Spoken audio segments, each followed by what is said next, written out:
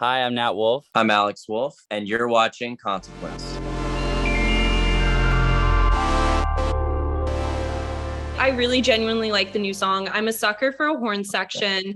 I love a song that takes its time. I'm so glad that you guys are making music again. So talk to me a little bit about kind of coming back together and focusing on this right now and just what that feels like first and foremost.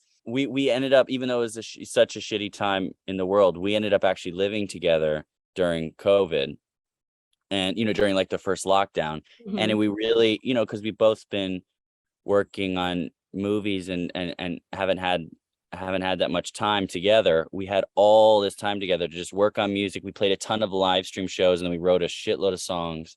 And we had such a, it was such a, it ended up being such a creative time where I would wake up in the morning. Alex has a song "Want" that's on the record. I'd wake up in the morning and be like, "Man, we gotta put that on the record." It's like 8 a.m, and I'm like, dude. And then we just start jamming. We go back. We had a couple instruments set up. We just go back and forth, and we'd start playing. And it was about 6 months of that. And "All Over You" was one of the songs that I actually written a long time ago, but during lockdown we completely reinvented it because it was sort of a sad, solemn, romantic love song on the piano that I wrote one evening. And then when Alex and I started playing it during lockdown, we just found all of this fun and life and sort of a Prince inspired production to it. And then we went into the studio and 7 months into or whenever everybody could go back. I can't remember how long after it was. I the last couple of years, timelines are just completely time isn't real. It also was we had a small circle of who could go, and it was still we were in COVID time. It was like Right. there were really only like 4 people who were allowed in the studio at that time. It was me, Alex, Tone, our amazing, co-producer and engineer, and then this guy Trent, who we're not even sure he actually existed. He's such a good dude, and he was spent so much time with us fixing all the instruments and like running around and taking care of but Nat and I have spent hours in therapy trying to figure out if it was a figment of maybe our imagination or our memory and trauma. We've never seen him again, and we never heard him. And he was like, we thought we were going to see this guy for the rest of our lives. I still have yet to see him. But he's an integral part of the album. The article, it's going to be like Consequence of Sound, Wolff Brothers' new song, and Trent? Missing producer? Missing producer, wanted, missing Trent. Engineer. And then we're going to find out about covering up the disappearance of producer of Trent by trying to just hide in plain sight. Well, the thing about also Nat and I making music is that Nat and I have been making music for forever, right. And we have made all these songs and grown. I think that it's varied in terms of like how much commitment we've done in terms of time, in terms of direction. But this is the first time we've come together and made a conscious effort to record a bunch of songs in a row. Because what we've been doing is since we released Public Places, this EP LP, we called it like an ELP. It was kind of like a mix in 2016. That was kind of a collection of 5 or 6 songs that ended up fitting really well together. And then we just started, I think, getting better in the studio, writing better songs and working together. And then this time we were like, enough's enough. It wasn't one of these things where we're like, hey, we should get the band back together or something. We'd been doing it. We were just like, enough's enough. We need to get in the studio 11 days straight. And this is our focus now. And I think it's something that it was so much more fun than we anticipated.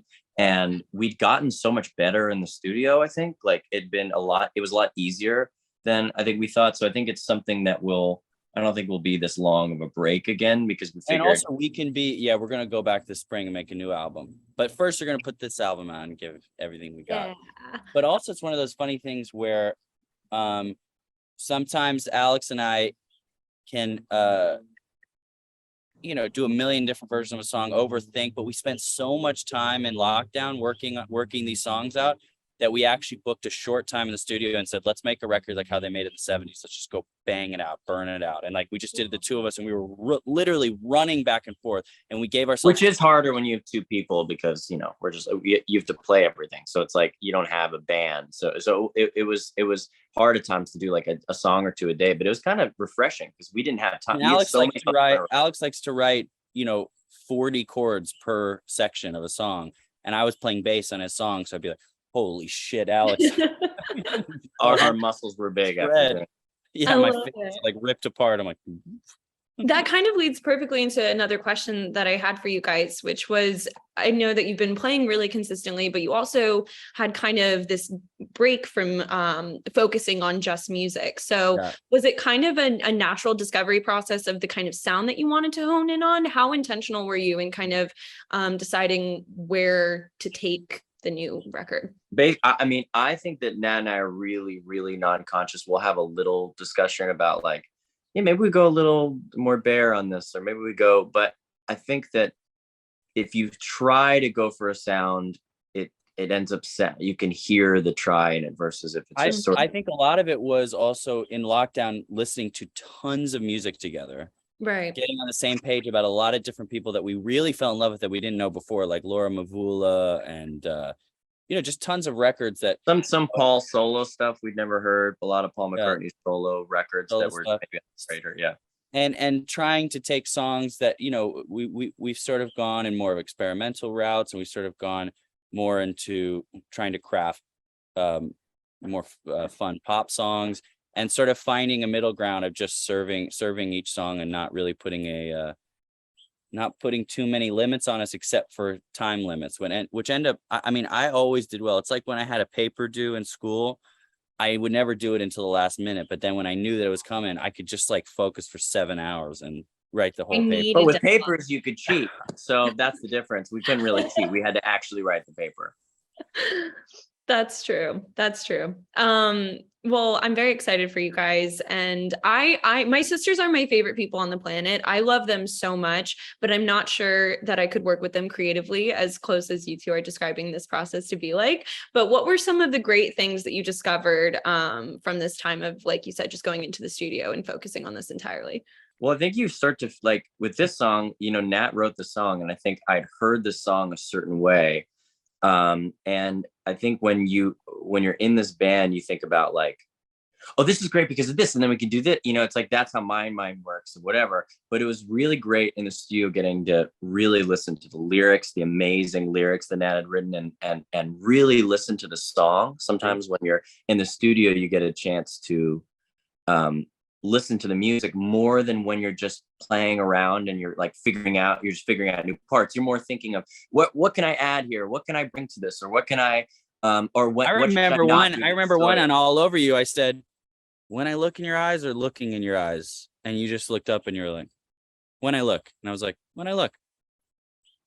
It's that quick. It is that quick. That's how it's always been with us. And people have always joked, even like, when we've been in relationships or with our other friends or something, everybody says when you hang out with Alex and Nat together, you're always third wheeling, because it's like it's impossible. It's really impossible to sometimes even decode what we're talking about, because we'll just like finish each other's sentences, and I'll go, "How about that?" He's like, "I got it, yeah," and then we run. There's really very little. We're reluctant to release a lot of footage from the studio because it looks like two people in a manic episode not speaking. Okay, no, I got it. Okay, yeah. Remind me the age gap between you guys. 30 years. See, I am third wheeling. I can't even come up with like a good bit to counter that. I'm 3 years older. Amazing. I look so young, you wouldn't even be able to tell. I agree. But I love the kind of this opportunity that you guys have had among so many creative projects. Like you said, you were both working on acting projects. Alex, you're in a huge Christopher Nolan film coming out eventually. The same day as Barbie, I think I saw it was. What do you say? Oppenheimer's coming out the same day as Barbie. Yeah, I guess that's what they said about that. But you think that probably the audiences will be different. I think so too. I think I'll be doing a double feature just to kind of see what happens. But talk to me a little bit about. Cool, Mary. Thank you so much. Wow. I love this interview. Yeah, talk to me a little bit about that. And then both of you, any other creative projects that you have coming out in 2022 that you might be excited about, or anything else that you're excited about this year that you're looking forward to? I mean, the record's the main thing that I think we're both excited about. with Oppenheimer, I hope I end up in the movie. You know, there's a lot of people in it, but it was one of the most fun experiences ever. It was so fun. It was so relaxed. It was just like he just says, yeah, it's great, it's great. So that's the Nolan way. You just go, yeah, it's great, which is great for me because someone says one thing of like, that's great when you did that. Then I'm like, why was it not great when I did this other thing? So the less you can say for me is it's usually actually not better. dissimilar to what we're talking about in the studio. 100%. And that's him with not his having somebody that everybody. He's just like, yeah, great, yeah. And everyone just goes, should I do that? Yeah. And then it's this huge, crazy thing, but it was done in a matter of seconds. So I think it's kind of, I think there's something to that. It's like in any creative field, you do all this intellectual work or physical work or spiritual work beforehand, and then once you actually get into the moment of creating, really you got to get out of your way and get out of your head. Your head is like the biggest obstacle. So I think a lot of times going from the gut is the best way. So basically what you're saying, that direction kind of sounds like us in the studio. And then right around that time, I have a show coming out called The Consultant that I did with Christoph Waltz. Very Amazon. What's calling Christopher Waltz? I know. I was like, wait. or as he's known by his formal name, Christopher Waltz. I call him Christopher. You guys are booked and busy. I love it. Yeah, it's to avoid the perils of thinking about life and death. The creative way. Yeah. Yep. I hear that. So I love knowing, one of my favorite things to ask people, I ask this in almost every interview I do. I love knowing if there was anything lately that really inspired you creatively, just kind of like a lightning bolt back to your system, whether it was a film you saw, a book you read, TV show, album you heard, an experience you had, anything along those lines. I just love knowing. Alex has a joke coming. Not a joke. I was gonna bring up Ingmar Bergman, but no, I won't bring Nat. You can't. Why not roll your eyes at Bergman? No. I'm not rolling my eyes about Bergman. I'm rolling my eyes about Alex and Bergman. Yeah, we have it's Alex and Bergman sitting in a tree. KISSING. Yeah, we just all I do is shout about Bergman. Nat and I went to this Picasso. Actually, no. Nat, oh no, you did. Oh no, you didn't. We went to a Picasso museum in Spain. That was amazing. But I went to a Picasso museum in France. I've been to that one too, though. Which was amazing. And there's an amazing Truffaut documentary made about it. So I was inspired by that whole thing because it was a really weird, dark period. He made it during the Holocaust, and so that was pretty inspiring. He was making all this. Which exhibit was it? I was just in Madrid. We went to one in Barcelona. Oh, yes.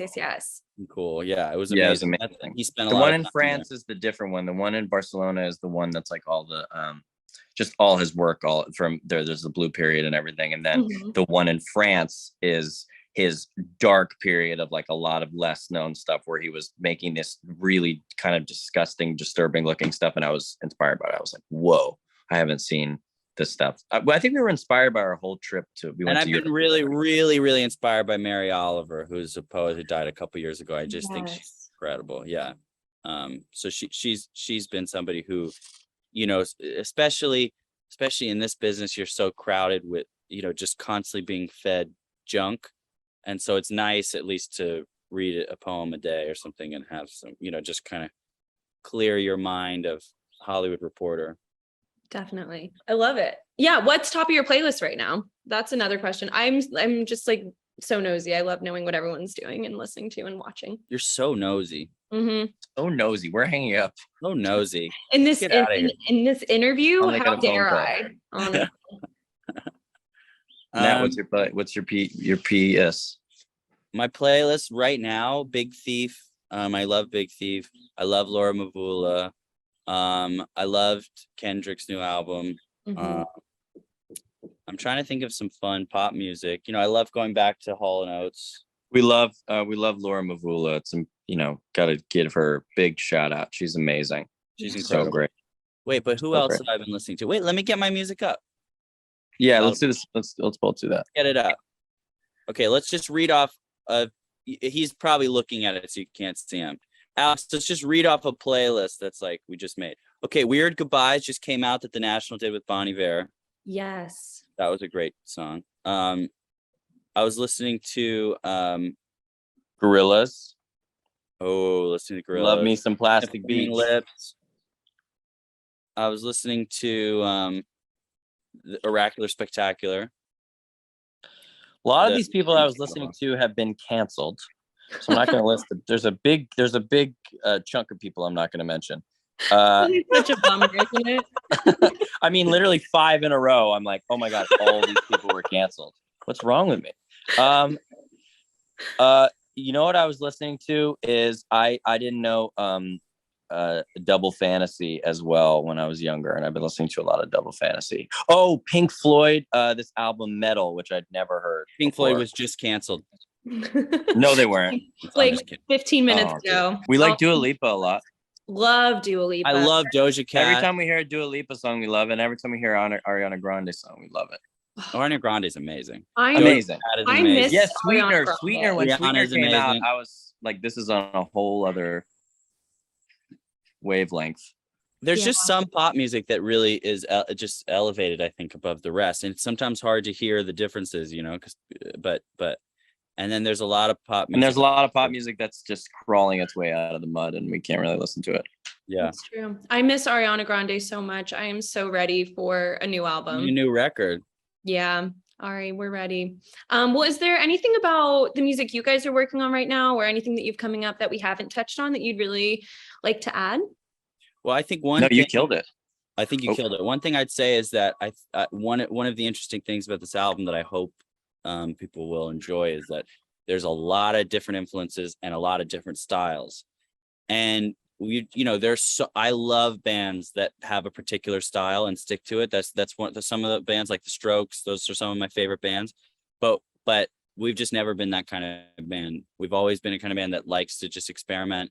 And since we were little kids, we have songs that are just all over the place. And I think it's one of the things that makes this album special. And I'm really excited for people to check it out, because you get a song like All Over You, and then you'll have a song like Alex's song San Francisco, which has 7 different sections and it's just this heartbreaking ballad, or song that I wrote about my dad's struggle with cancer, called Shake.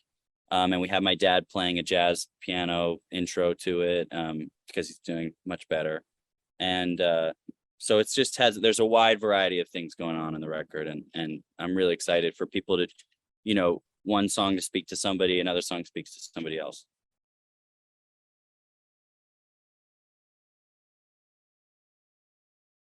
Well, Consequences Out is one of my favorite places in the whole world. The best articles ever. Yeah, you guys write really, really cool art.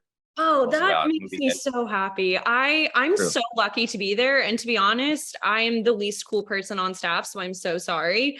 But yeah, right.